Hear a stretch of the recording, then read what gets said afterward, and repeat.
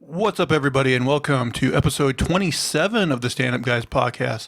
I'm your host, the incomparable Zach Jones, alongside the Matt Hardy to my Jeff Hardy, Lester Jones. Oh, yeah, we're both awesome today.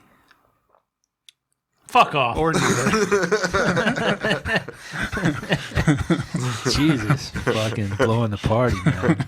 I know you try to be insulting, but shit. The Hardy brothers, come on. Come on. Well, Jeff was definitely the more, popular one of the group. Everybody knows that. And, of course, we got the Ninth Wonder, Chocolate Thunder, licking butts and getting in guts, the ass tasting, time's a wasting, having fun, eating that scrum, the phenomenal one, A.J. Singh. Hello, everyone. Oh, it smells like butt.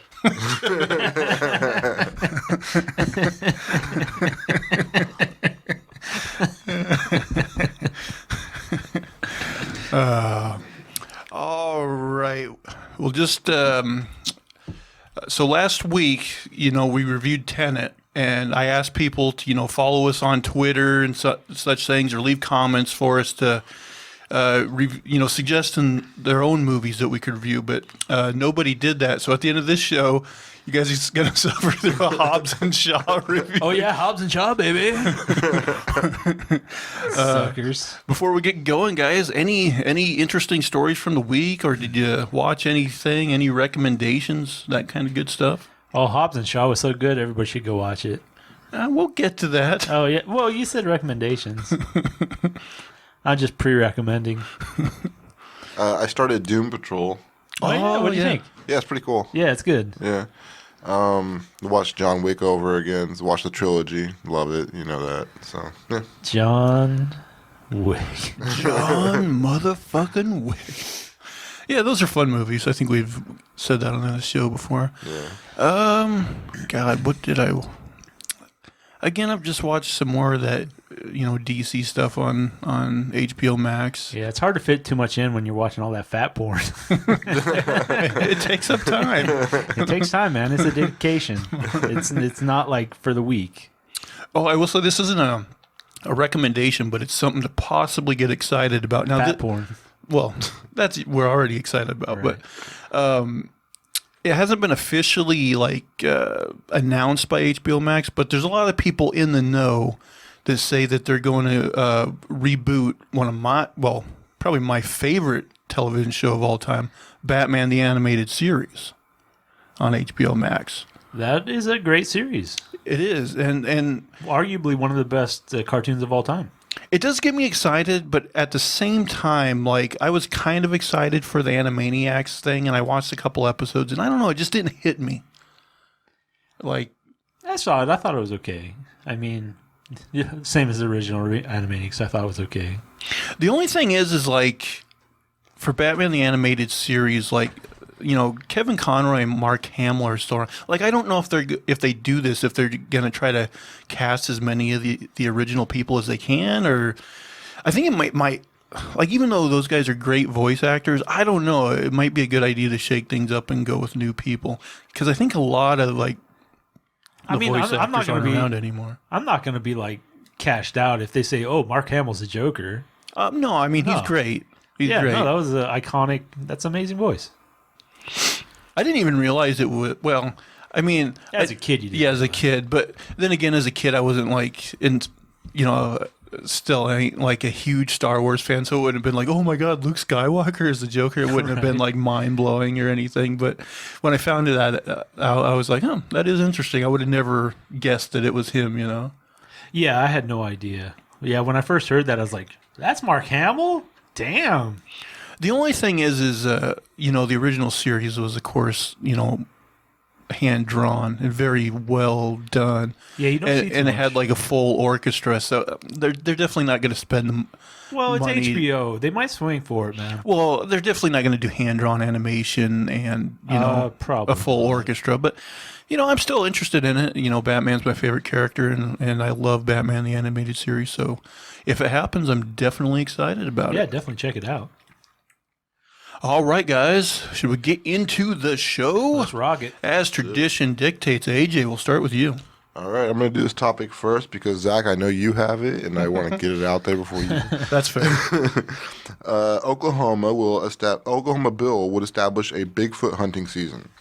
An Oklahoma state representative introduced a bill that would establish a hunting season for one of the state's most infamous species of alleged native wildlife.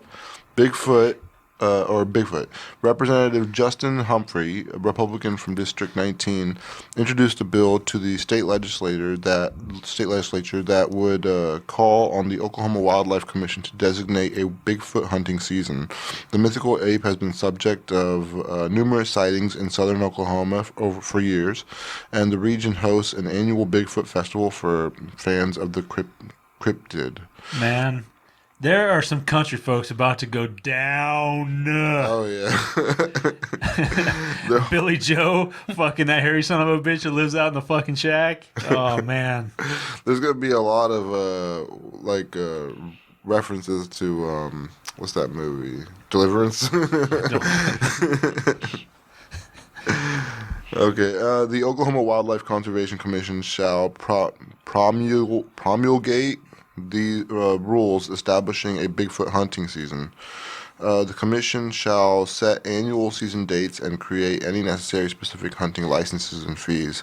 So, I mean, this sounds like a cash grab for the state, right? Right. Yeah, in a way, that's what I was thinking is a brilliant way to make money. You know, they call the lottery the tax on the poor. This is the tax on the dumb. Yeah. I still think, like, if you know somebody who's all fucking hairy and shit, like, it's open season, dude. But I also like the fact that they're like, you know, people believe that, okay, there's like this rare, majestic creature that's the missing link. Yeah. Let's fucking kill There may that only be, like, bitch. one or two in existence. Like, if you see a Bigfoot, the first thing you want to do is kill that motherfucker. But you want to do it legally, so you better have a fucking permit. Yeah, like... At least we don't have gorillas who live here, because I'd feel really bad. Oh, yeah. That's true. But yeah, I feel like the whole point of Bigfoot is that it's rare, and then people are going after it to kill it. That's crazy.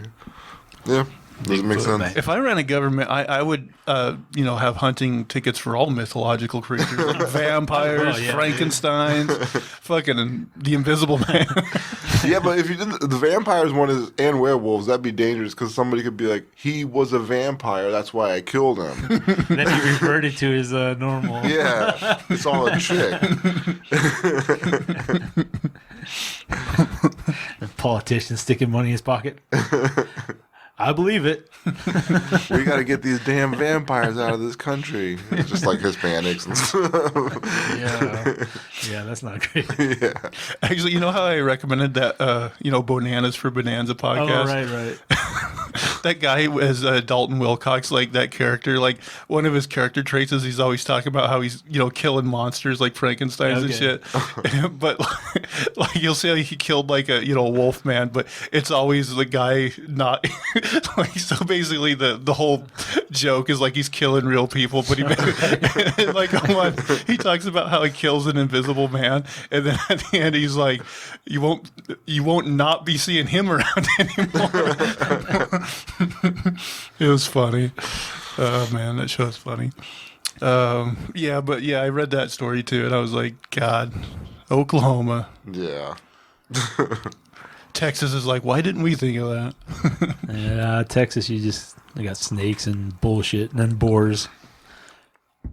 All right, should we go round one of the high-tech manifesto? Rocket, man.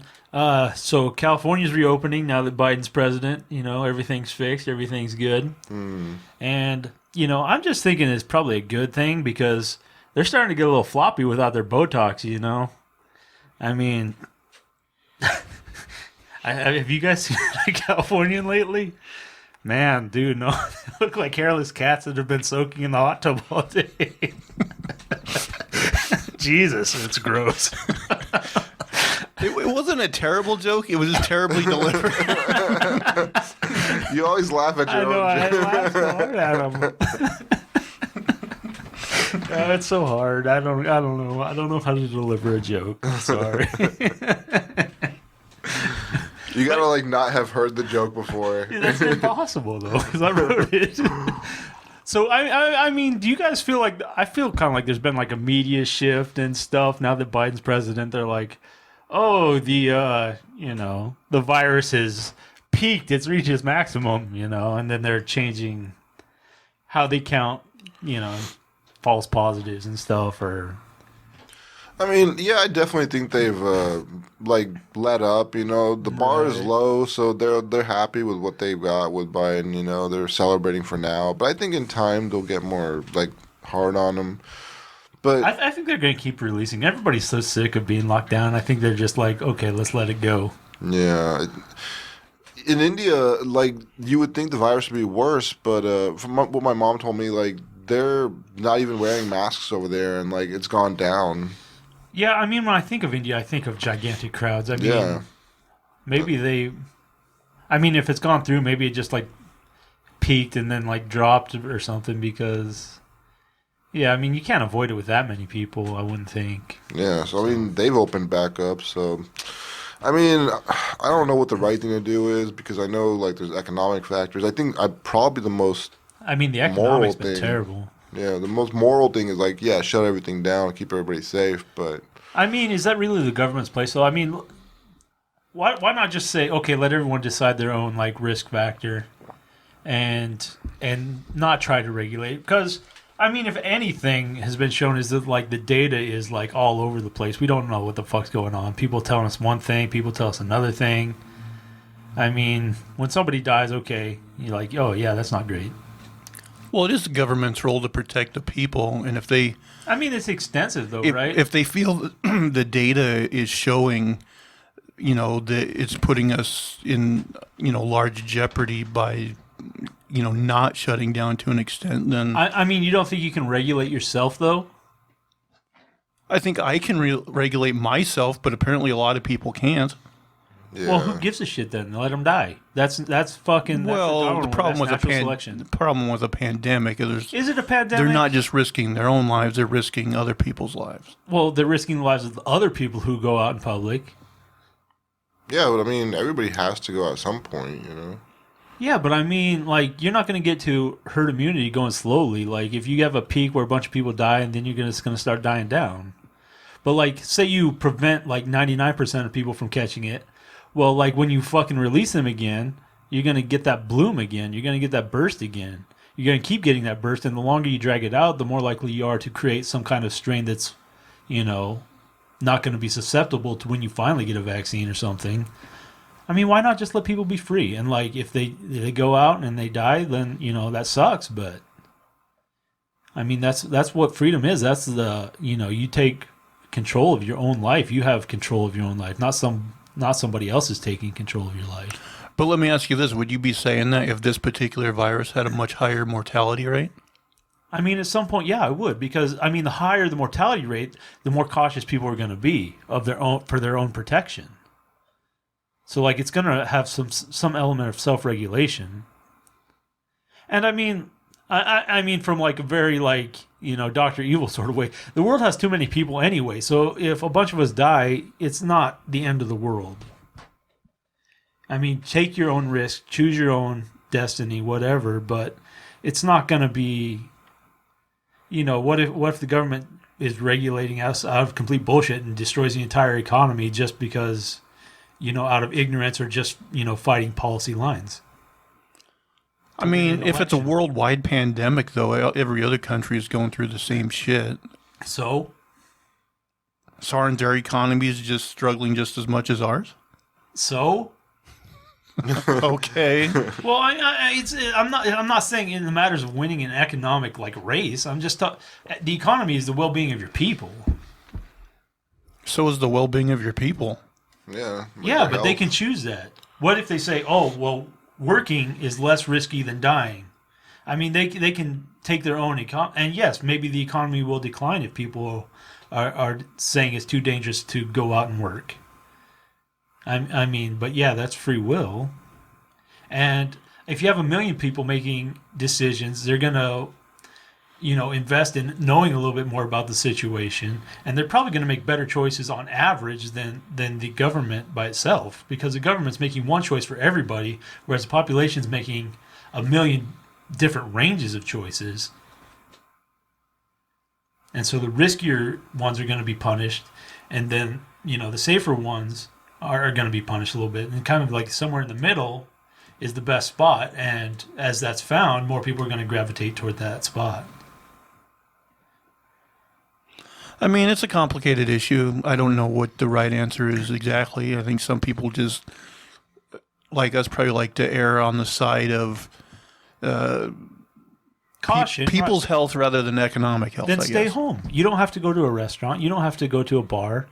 But I mean, some people want to, and I think that should just be the way it is.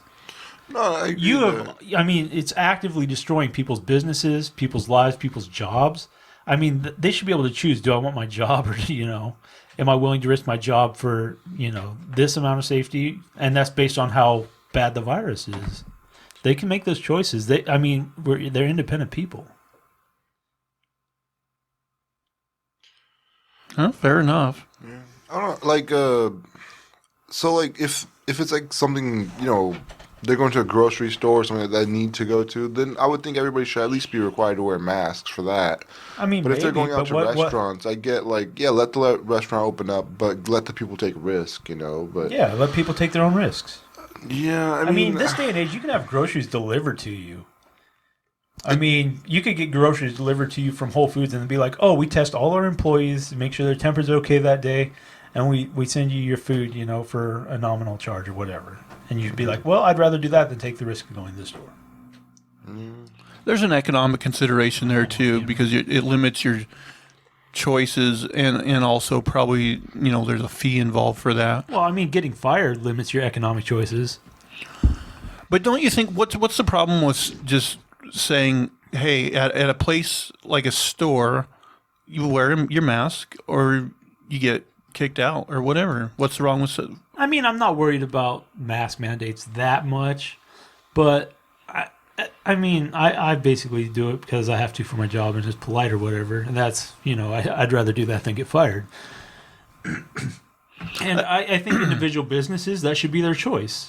I mean, obviously there's establishments like bars and restaurants that if people go to, they should have their can't wear individual a mask. choice, like a grocery store would have an individual choice. And maybe as an individual, you say, well, I'm going to go to that store who has a mask mandate.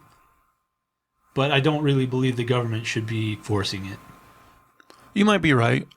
Although, what do you think about like the government saying, okay, people can't go in there, but just like a lot of restaurants have done, you can, do curbside pickup or whatever. Right. They've bent, especially actually in Portland, they bent to that guy who's like, I'm going to do curbside drinks, whether you like it or not, whether you want to put me in prison or not, fine me or not. And then they're like, oh, okay, yeah, everybody can do curbside drinks or whatever. Yeah, that seems like the better solution for establishments. I mean, like I think that's a fine solution, but I mean, still, you can let the free market decide that. I mean, you could have places doing that, places not doing that, and you'd be like, well, I'm just going to go to this place that's doing that because it's best for my own safety. But yeah, I mean, I think most places could have probably stayed open with a mask mandate. But I mean, even now, like, Florida kind of opened up, and you were seeing like there was like a lot of people moving there just because they wanted their freedom back, and it's like, man, that's you're voting with your feet or whatever, but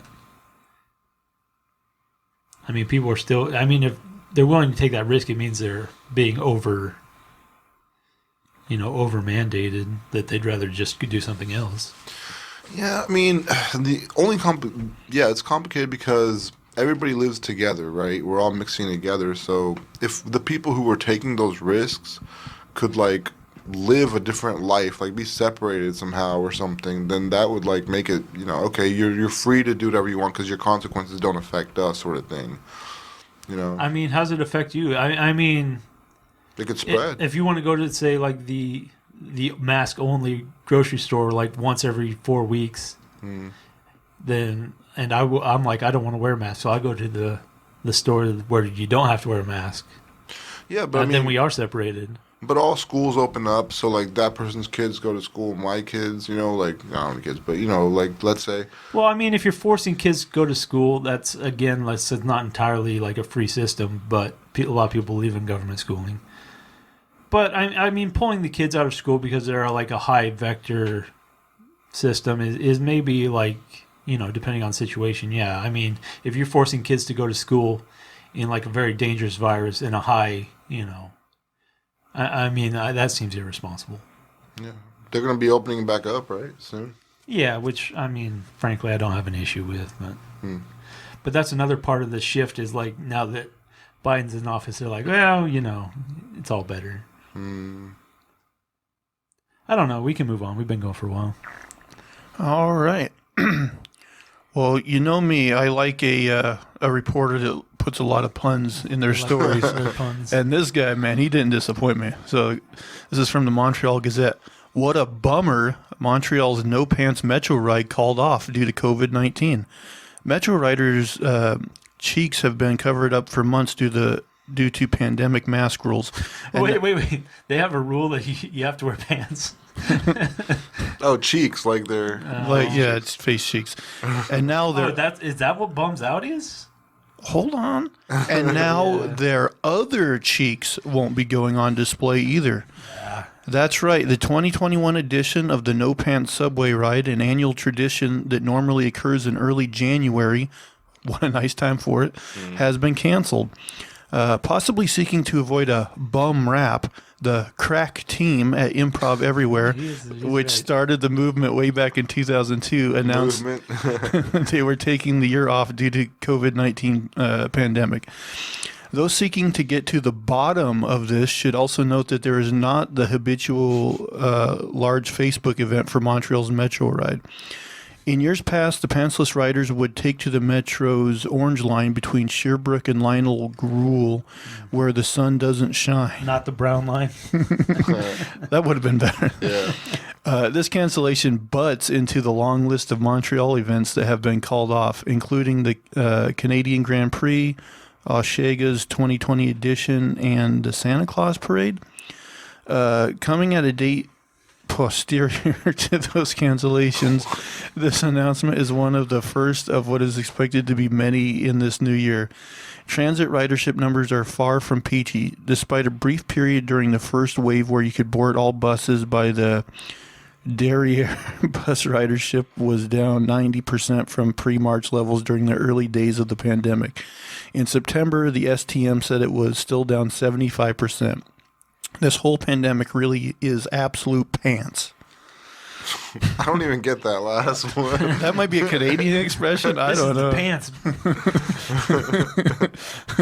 But I think this is actually, I read, because there was another article that came up, related to this one. I think they do this in both Canada, New York, and maybe like LA and one other place. So this was like a thing apparently. But my thing is, like, I've never rode on a subway because I've never lived in a city like that. But most people remark about how the subway is like fucking disgusting. Yeah, pretty much every day is no pants day. Like, I mean, why? Like, this is fucking Tuesday. What are you doing? Like, why would you want to even chance it? You're probably sitting in like the homeless guy's piss and fucking jizz, and then other people have apparently been bare-assing on the scene. I mean, it just seems like a terrible, terrible idea. And plus, they do it in January. That's like the worst month to do it. Buns and cold small wieners. When do they do that naked bike ride? Over here, yeah. Sure. Hopefully in the summer. I don't know. I was actually driving Uber on one of those, and like I had this girl, and it's like everywhere I went, I hit the bike ride, and there's just all these naked people, and I'd be like, shit. And so I'm like, well, maybe we can take a route this way. And we'd go like, 10 blocks and be like, shit. And like everywhere we went, it was like naked bikers. That seems like a terrible idea. Following them. That seems like a terrible idea. I was shocked by like the sheer number of people, and like the rest of the town was completely dead. Like everybody in the town had to been like out fucking, naked bike riding.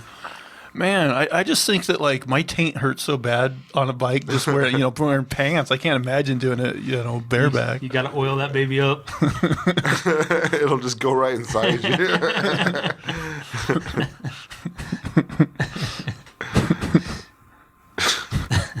Yeah, like those little triangular bicycle seats. No. How much would it take you to do the naked bike ride? Like $10,000. I do. I'm tempted. Yeah. $10? $10,000. All right, AJ, I'll pass it back to you. All right. This one's a local story. In Beaverton, Oregon, a car thief who found a toddler in the backseat of a stolen vehicle drove back and chastised the mother for leaving the child unattended before taking off again in the car. The woman went into the grocery store about 15 feet from the car on Saturday, leaving her 4-year-old child inside with the engine running and the vehicle unlocked. A store employee told authorities the woman was in the market for a few minutes before someone began driving away with the SUV. Once the thief realized the toddler was in the back seat, he drove back, berated the woman for leaving her child unattended, told the woman to take the child, and drove away in the stolen vehicle. He actually lectured the mother for leaving the child in the car and threatened to call the police on her. Henderson said the woman did nothing wrong and was within sight and sound of the child. He said the incident served as a good reminder to take extra precaution with children. Obviously, we're thankful he brought the little one back and had the decency to do that. The vehicle was found a few hours later in Portland, but police are still searching for the thief. The suspect was in his 20s or 30s with dark brown or black braided hair and multicolored face mask. Well, lucky she wasn't like an open carry or something. Can you imagine though, stealing a car and you get a little ways down the road and you realize there's a baby in there and you're like, fuck. Yeah. There's a couple things that, like, you're probably also freaking out like, this is going to get me in serious trouble. Yeah, now I'm a kidnapper instead of a car thief. Exactly. Just see if you can go back and park in the same place and leave. That's what I would do. Like, this never happened.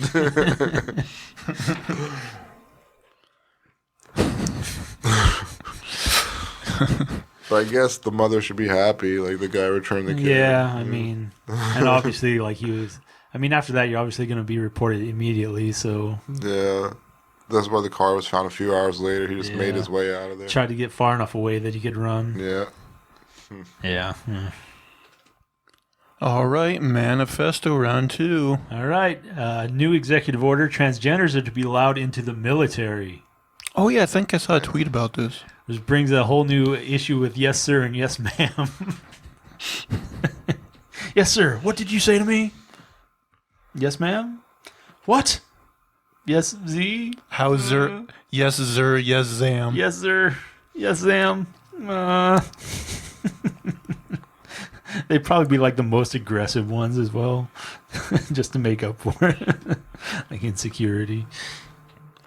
When you were in the military, because you were in the military, what, like late 90s, early 2000s? Yeah.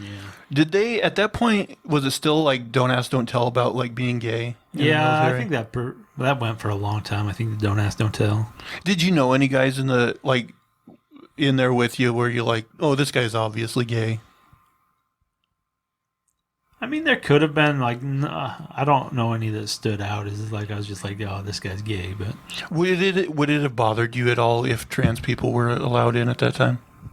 I don't think so. I mean, I think overall it's probably a good thing. I mean, I think we're getting to that point where society, yeah, I mean, if you're going to allow doesn't really care. Gay people, what's the difference? Transgender. Well, don't go there. There's a difference between gay people and transgender, but I mean, I'm just like, as a rights issue. I think it's it's progress. I mean, no, I'm not gonna say that. It's probably for the better, whatever it was. Something about Klinger. Oh yeah. Yeah, Klinger, he was always trying to get out by wearing women's dresses. Yeah. Klinger's more in line like with the trans people I've known. Who's Klinger? You never saw MASH? No. Oh, so it's okay. You can look it up. Basically, he was always trying to get out of the military by trying to make him think that he's crazy. So, like, he would always wear, like, women's dresses and things like that. It seems like there's one time, like, he went out of the way to get, like, a dress like the major's wife or something. There's something creepy. It was always creepy. But you know what? If it didn't work the first time, he just likes wearing dresses. Yeah. Like, I got to keep this up. No backing down now. I've established my reputation. Anything else about that topic? No. All right. So, everybody hates the pandemic, but I think this is like a story here is kind of like a silver lining, perhaps. And this is a long article, so I'm not going to read the whole thing. I'm just going to read certain parts of it. The COVID-19 vaccine proves a new kind of vaccine works. What can it cure next? The two vaccines first approved for COVID-19 from Pfizer BioNTech and Moderna have several key facts in common. Both are much more effective than anyone had expected. Both were developed in record time and both use messenger RNA, mRNA, a type of technology that is being used for the first time. The basic technology of mRNA vaccines have been in development for decades, but the frenzied work on COVID-19 and the ultimate success of those vaccines has changed the near-term potential. After making such a big impact on its first implementation, it's possible that mRNA vaccines and treatments may begin to be used for other diseases. The funding and singular focus on COVID vaccine development that we've seen this year has really been extraordinary, says Jess Atwell, a scientist at the Department of International Health in the Bloomberg School of Public Health, and that has helped move the field forward. The vaccines work by injecting the genetic code for the body's own cells to make a viral protein, which won't cause the disease, but cause an immune response. So when someone is later exposed to the virus, they will be protected against it. Traditional vaccines also stimulate an immune response, but require a longer process of growing ingredients in a factory. For example, a virus might be altered so that it can't make people sick, and then the virus has to be grown in a lab or factory to make the vaccine. Development takes longer. An mRNA vaccine, by contrast, can be made by essentially swapping genetic code in the underlying mRNA platform. In January, when researchers at Moderna and the National Institutes of Health first got the genetic code for the new coronavirus, they finished their new vaccine just days later. I'm going to skip ahead a little bit. In a future pandemic, a scenario that is unfortunately likely, scientists could again quickly plug the genetic code of a new virus into the basic mRNA platform. Because mRNA factories now exist, production could also happen much more quickly. Most manufacturing facilities that are built for vaccines are made to produce one specific vaccine. They're not adaptable, says Atwell. But with this technology, you could theoretically put any sequence of mRNA inside the lipid nanoparticle. The manufacturing capacity can be switched from a vaccine for one pathogen to a vaccine for another much more easily than traditional vaccine manufacturing facilities.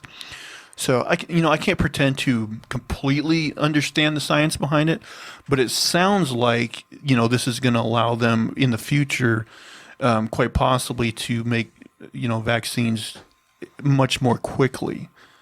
So as shitty as the pandemic is, this could be potentially a huge silver lining. Hopefully, they can get a real handle on that herpes business. Yeah, on that super gonorrhea, man. Black syphilis. Man, I got all that shit. But yeah, I just found this, interesting because, for us, people quarantine, they probably think it's taken forever, to get this vaccine. But in reality, compared to a lot of other vaccines, it's quick as fuck. So, but yeah, if this helps in the future, maybe it's a good thing that, we got this or this pandemic with a virus with, a relatively low mortality rate. Yeah, I'm curious to know, how flexible that really is. Like, if it's similar diseases to the virus that we have now with COVID, or if it's a wide-ranging, variety. I'm not sure. Yeah, I'm not sure either, but at least something good happened out of this whole shitstorm. It's interesting. All right, AJ, I'll pass it back to you then. All right. Let's see here. Okay. About to make everybody really jealous. $1.05 billion lottery. There's winning, and then there's winning big. A lucky Michigan lottery player won big Friday night, $1 billion big. Friday's Mega Millions jackpot was one of the most valuable lottery jackpots ever, according to organizers. One ticket matched all six numbers, 4, 26, 42, 50, 60, and 24. The yet-to-be-identified winner can choose between long-term payments or a $739.6 million lump sum payout before taxes. The odds of winning were 1 in 302,575,350. It's the third largest lotto jackpot since 2016. The record Powerball jackpot of $1.586 billion went to 3 people from Tennessee, Florida, and California who each had a winning number in 2016. The largest single jackpot winner hit the Mega Millions number for $1.537 billion in late 2018. The Mega Millions jackpot has been climbing in value since September, when it was reset to $20 million after a $120 million win. This was the longest stretch with no winner in the history of the game, Mega Millions officials said in a statement. The jackpot's gains have been slow, partly because fewer people have been playing during the pandemic. Mega Millions is available in 45 states. Let me see. A single ticket sold at convenience store. So somebody else won $716.3 dollars over 30 years. Oh, so it's just saying how much you could win per, I don't know, month or what. I don't know. But either way, like this person won $739 million if they take the lump sum. I mean, that's not just life changing. That is crazy. That's, I don't know. I don't know what I would think. If you guys won that much money, like, do you think you would actually buy something crazy? Because, like, I'm so boring that, like, you know, yeah, like I'd buy a decent house, but I don't even know if I'd buy like a, you know, multi-million-dollar crazy house. I would buy a big house, but after that, like, I don't know what I want anymore. I don't need much. Yeah, I'm the same way. Yeah, I don't know. Maybe like a decent RV and just fucking go do whatever the fuck I want and travel around. Yeah, I mean, you could spend some money on travel too, I guess, but... Yeah, that's probably what I would do there. Yeah. Get the house, travel, enjoy, eat out. Like I, like to eat out in your intro. Buttholes.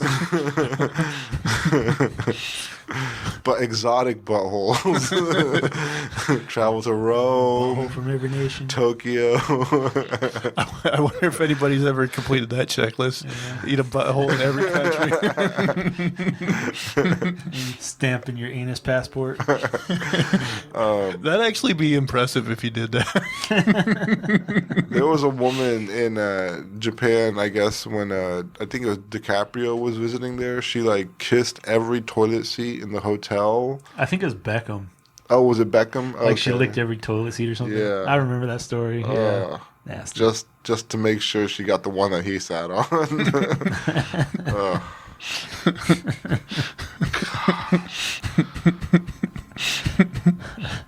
So speaking of billions, Rudy Giuliani is being sued for $1.3 billion by Dominion, which is they basically do voting systems, and they're suing him for defamation.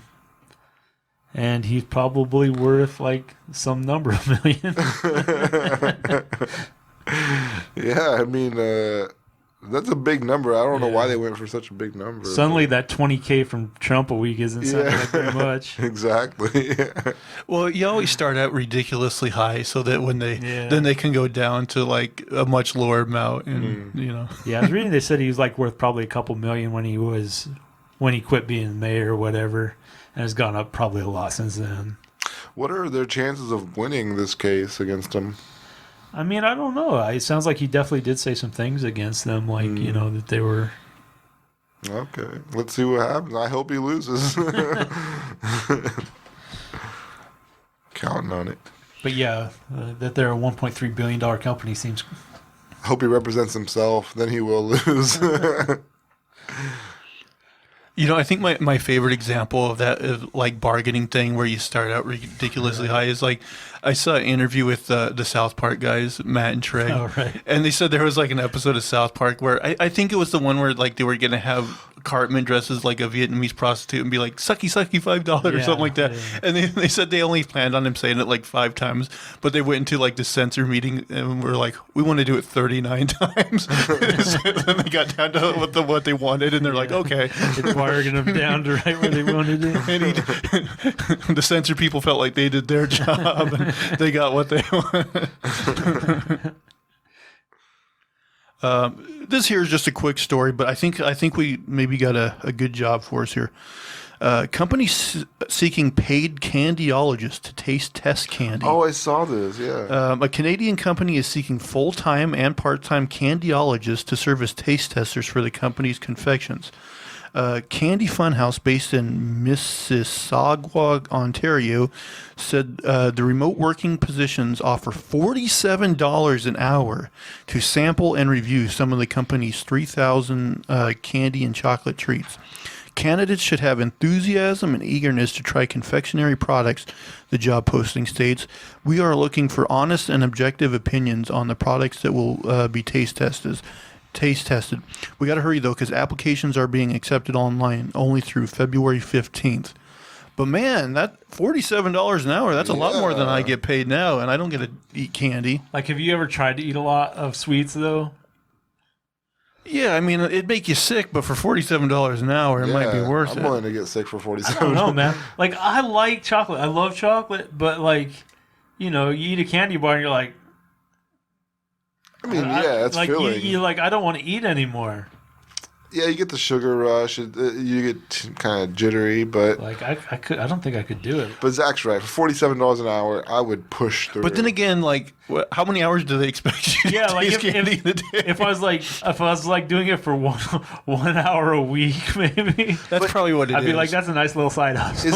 Is it like a cheese tasting situation? Like I could eat cheese all fucking day. Yeah, but is it like you just take a bite of it and then maybe it's just like you eat like one of those easy one sweet Smartie. things. You eat one Smartie and then you move on and you eat like one Nerd. Maybe it's not all that much sugar. Maybe, and they don't have like some sort of conveyor belt, just like I Love Lucy. You just stuff your cheeks all day until you die. And you're just like, yeah, it's all really good.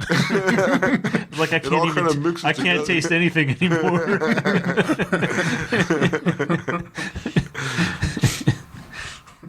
Yeah, I don't know. It sounds good on the outside. Probably for $47 an hour. It's less glamorous than you expect. I'd give it a shot for sure. And I only got diabetes twice. Double diabetes. Type 1 and type 2. Insulin like bag dripping in your veins. All right, AJ, I'll send it back to you.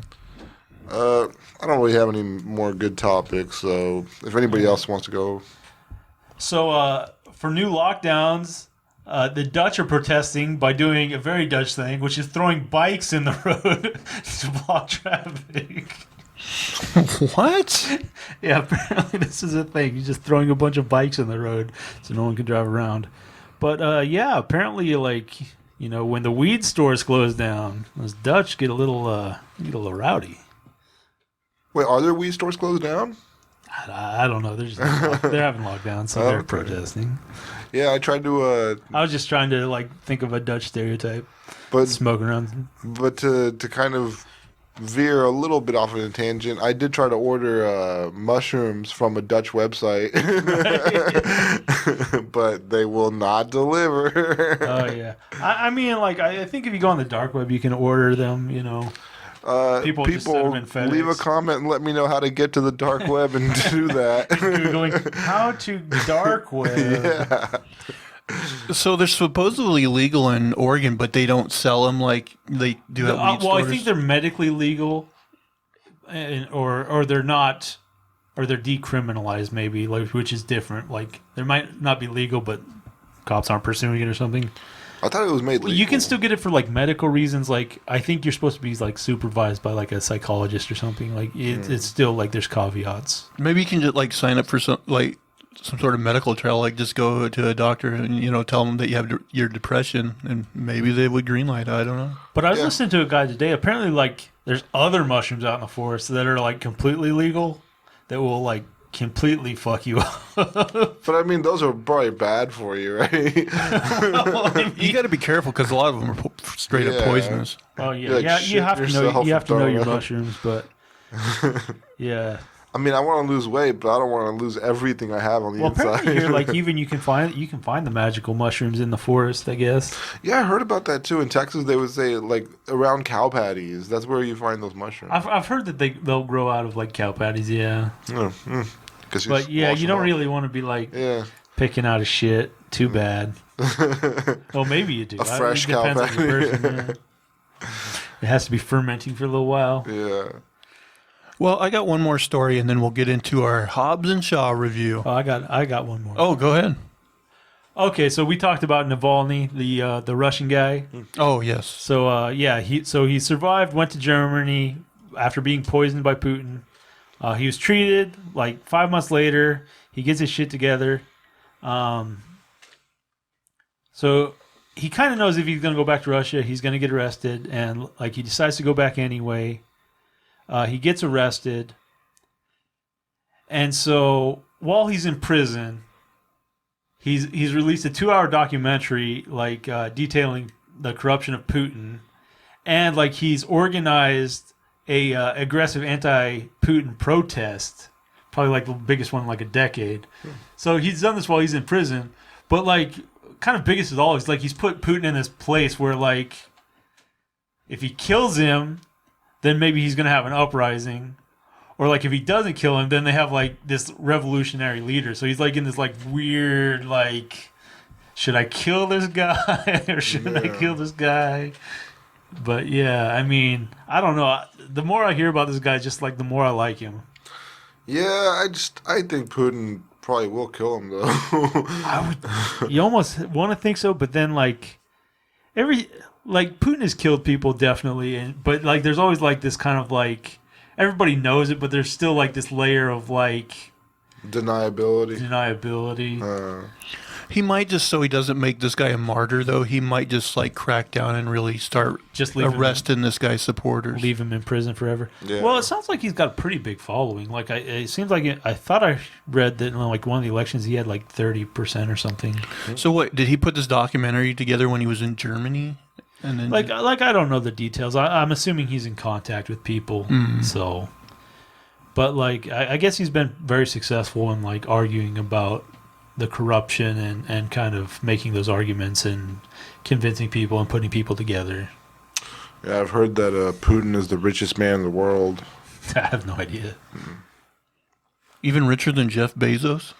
I mean, a lot of his wealth, they say, is like hidden, like it's from corruption that he's like steered money into his own. I mean, if you have the whole nation and you have resources, way to funnel it, then yeah, I mean that's a huge amount of money, no matter how you turn it. He's got all those Fabergé eggs; those are worth a lot. Yep.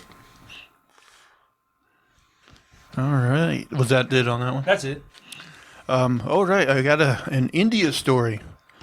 Why India can't take a joke anymore. This is also really long, so I probably won't read the whole thing. But hate campaigns against comedians are intensifying in the world's largest democracy. On January 1st, as the world ushered in 2021, a stand-up comedian was getting arrested in the central Indian city of Indore. And by the way, I'm going to butcher a lot of names in this story. Indore. Munawar Farooqi was whisked away by the Indore police from a stand-up venue for allegedly insulting Hindu deities. He was also accused of insulting Indian Home Minister Amit Shah of the right-wing Bharatiya Janata Party, BJP. On January 3rd, the city's town inspector told the media that there is no video evidence of Farooqi dissing Hindu deities. However, the comedian has been booked under various sections of the Indian Penal Code, including the ones that criminalize acts that intend to outrage religious sentiments, disobedience towards public servants, and putting public life in jeopardy by likely spreading infection or disease. Farooqi, who was arrested with 4 organizers, was denied bail. The arrests were done based on a complaint filed by Eklavya Gwar, the son of the city's mayor Melina Gwar, who is affiliated with the BJP. Last week, as Farooqi was getting arrested, Gwar told the media that the comedian is a serial offender who often cracks jokes about Hindu deities. Gwar said that he brought a ticket to Farooqi's show because he expected him to do it again. As eyewitnesses called Genosha Agnes, an eyewitness called Genosha Agnes claimed in an Instagram post that she saw Gwar disrupting Farooqi's sketch before it even started.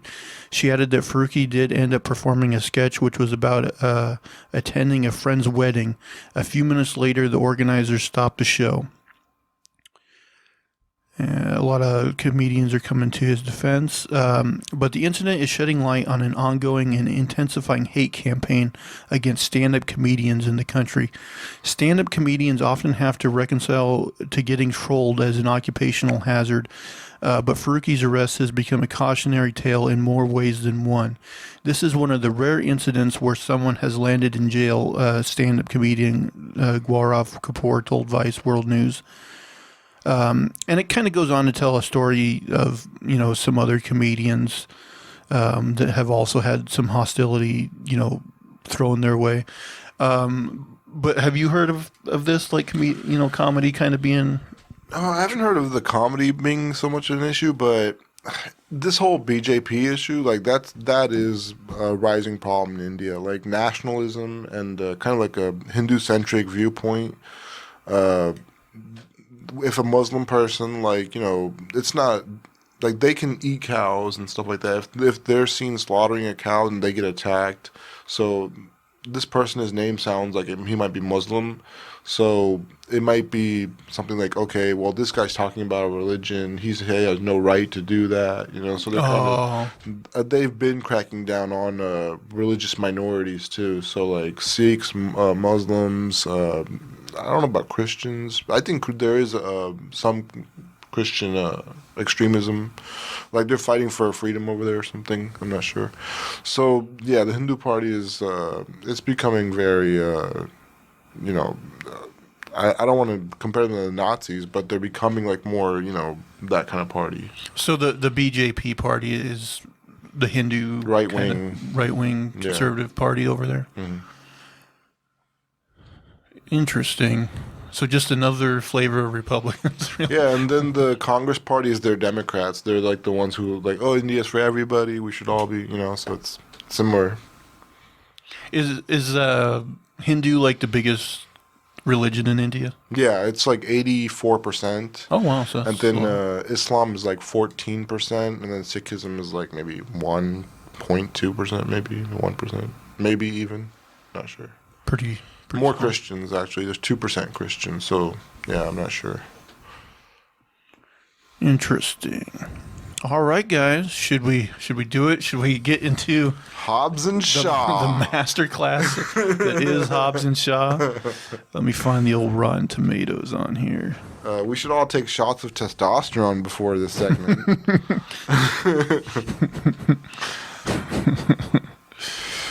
All right, Hobbs and Shaw.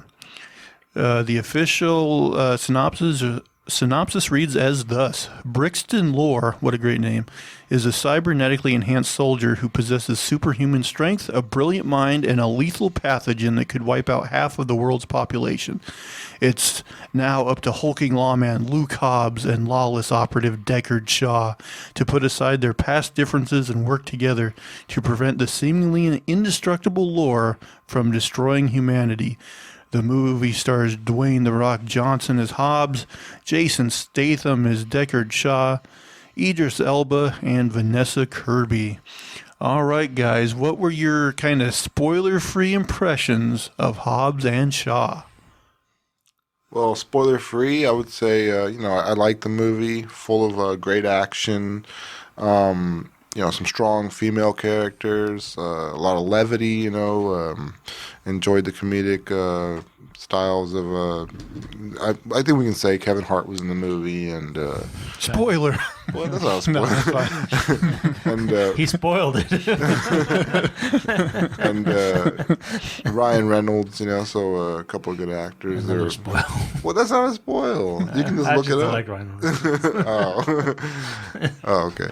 But yeah, I had a good time with it. At first, it started a little slow, and I know it's like over 2-hour movie, so I was kind of yeah, it was. It hung in there. Yeah, I watched it over 2 days. I watched like the first quarter of it one day, and then the rest of it the next day. It's 2 hours and 18 minutes. Yeah, directed by David Leitch. They could have cut some of that out, but they didn't want to take people's cameos away, I think.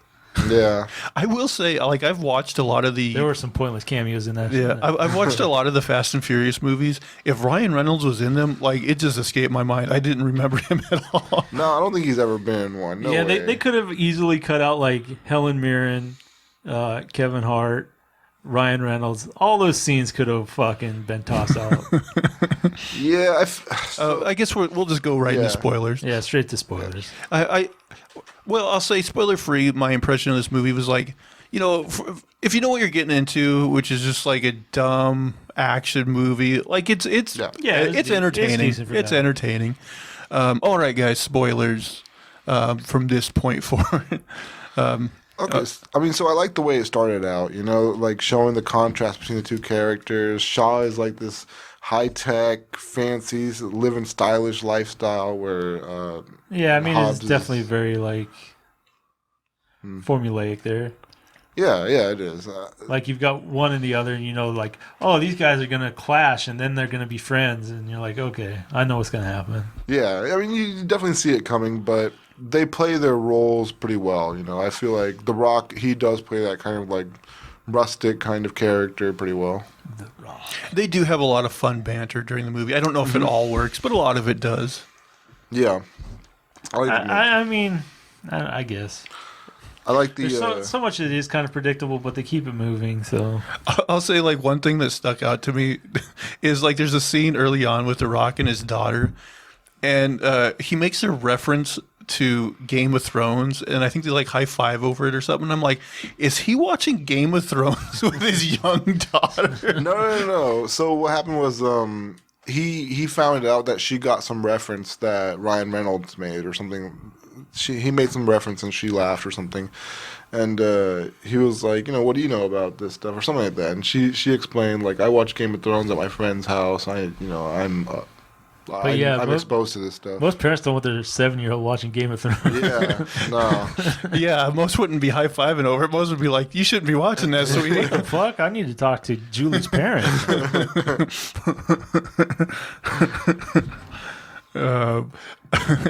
Me and Lester, we both like some of the physics in the movie. Like, oh, yeah, there's a mountain of bad physics. Oh, is there?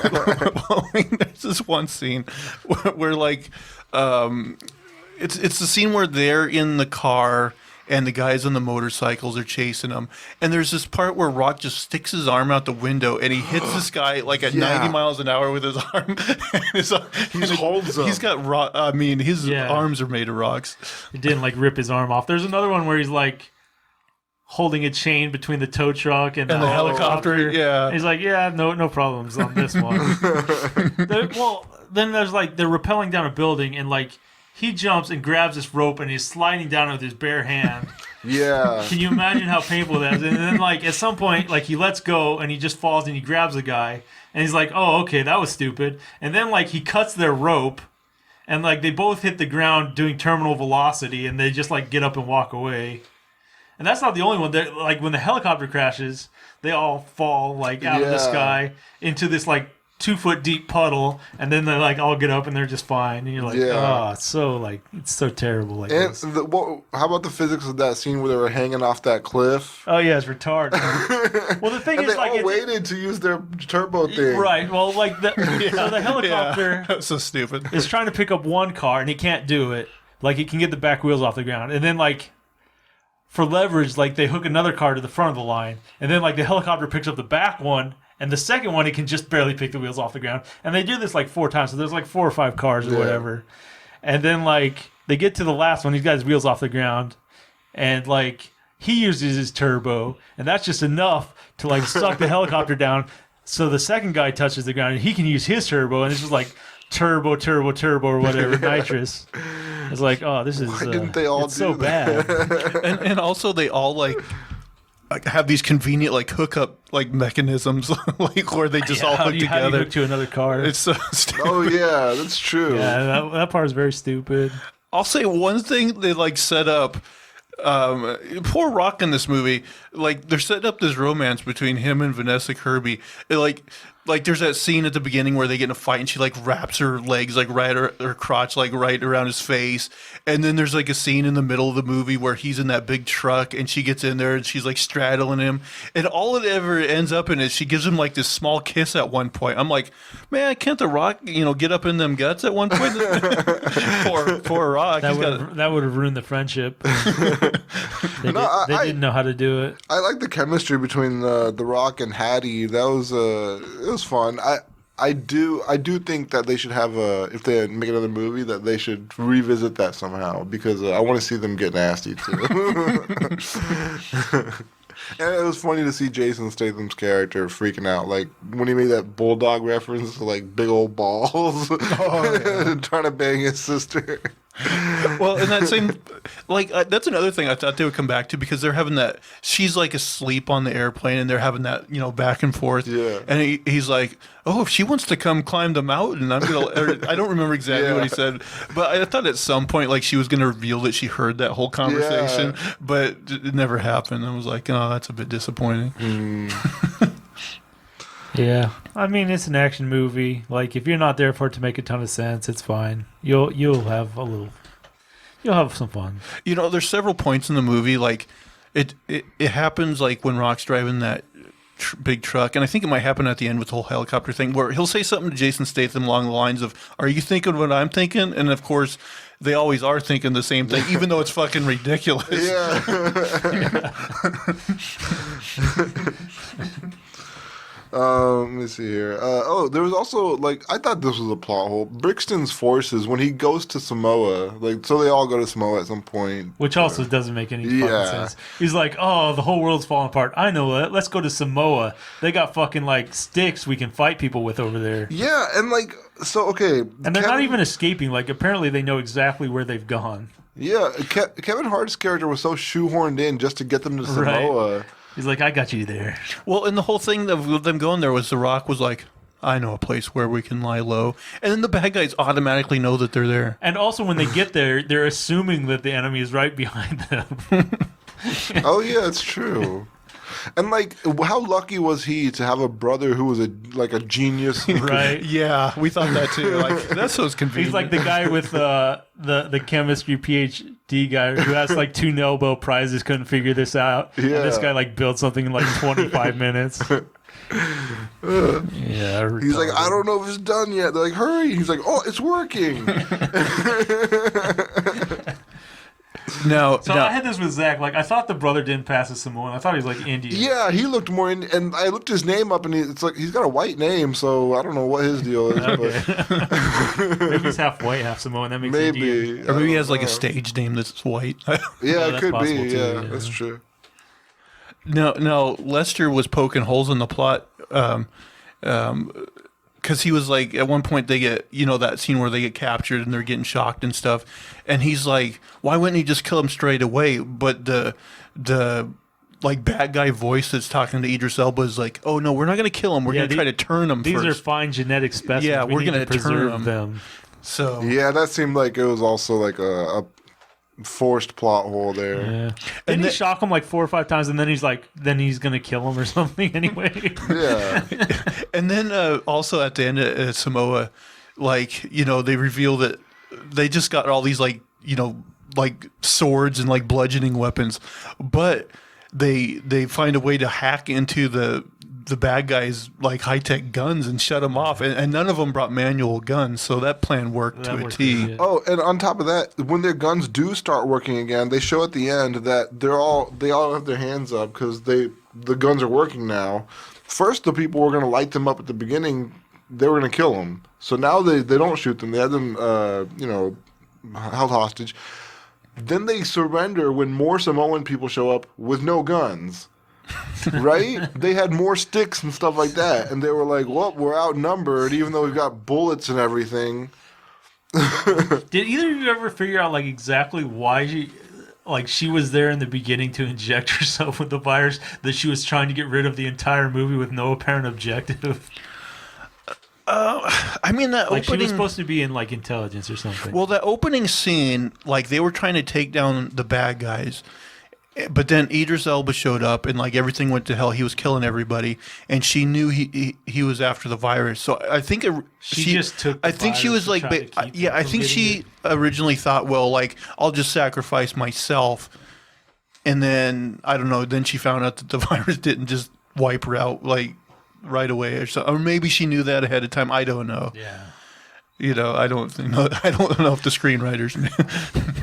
And it was pretty fortunate that there was a device that could suck the virus back out of a person. Yeah. Too. Yeah. I've never known a virus. Yeah. Like that. This is a special virus. Are people doing that? Are they making like viruses? it's not multiplying and going into your cells? Well, and they Why also aren't talked you about how degenerating? they also talked about how it's somehow like reprogrammable. This virus. Right. I'm like, what the fuck are you talking about?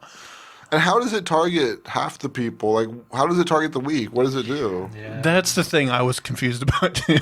What if it kills Well, a I bunch guess of... you pick out people who have like sickle cell anemia or something, and then like you program that to their DNA and just Oh. like kill all those people, I guess so. like everybody with a 13th chromosome or something. Yeah, but if you're gonna kill half the population, it seems like you would have to. Well, I mean, you can start with the Jews.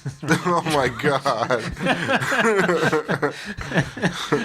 I mean, that's what I got when I first heard. I was like, oh, they're gonna kill off some population. I don't know.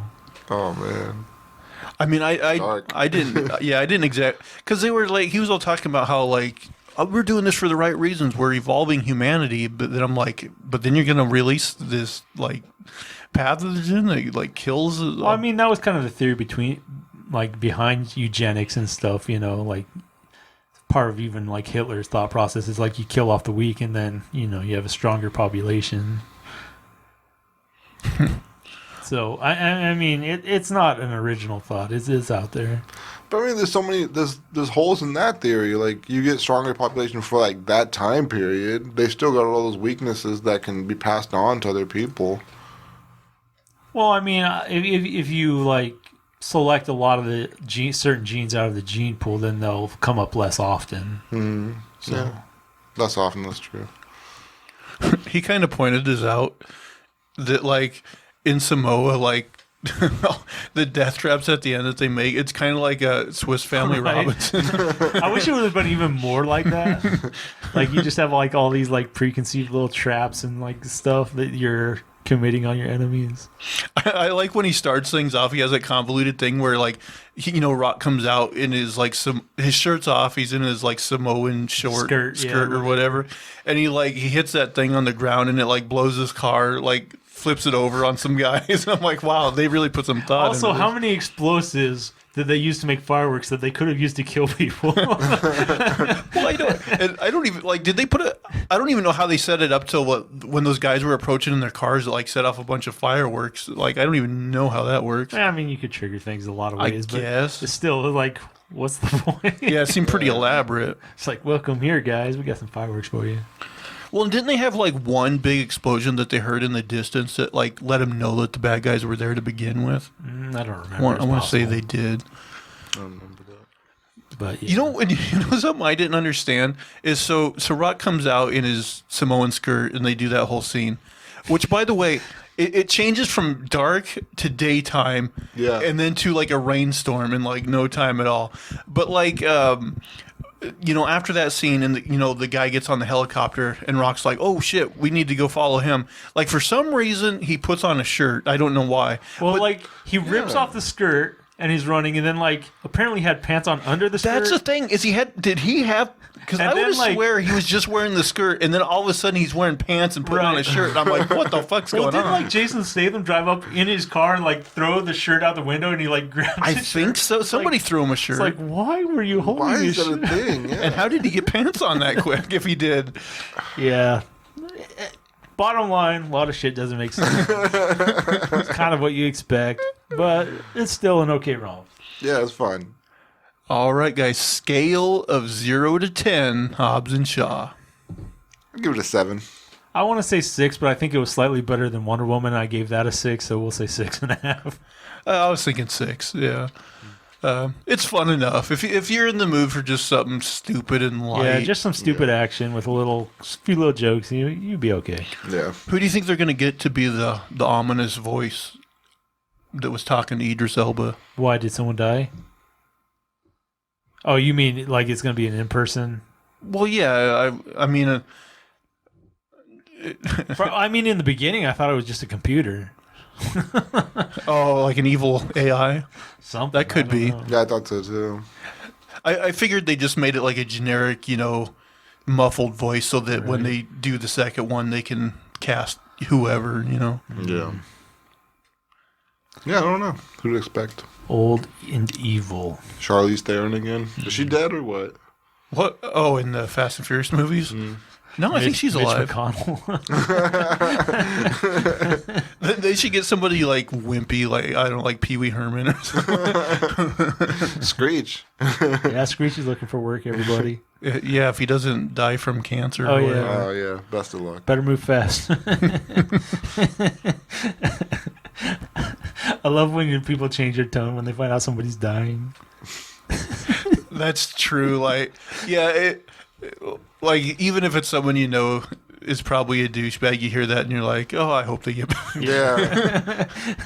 We don't want to go that far. Even when Trump had coronavirus, I was like, man, I wouldn't want to die. So. I think I've mentioned this before. Have you ever had anyone like they're telling you a story, like a funny story about somebody, and you're like, you're kind of in a good mood, you're chuckling, you're laughing, and they're like, he died, Yeah. and you're just like, oh, sorry.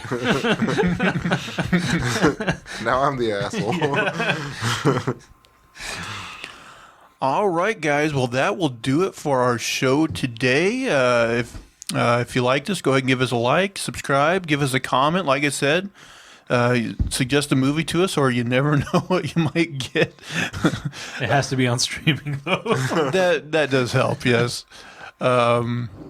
Let's see what else. What else in the rigmarole? Oh yeah, guys. Where can people follow you on Twitter and give you movie recommendations? At a name for this too, and that's a number 2. At unsolicited SUG. And you can find me at Zach Jones Live. That's ZachJonesLive. And that is going to do it for all of our shenanigans and poppycock this week. We'll see you again next week. Bye. Bye. Take care.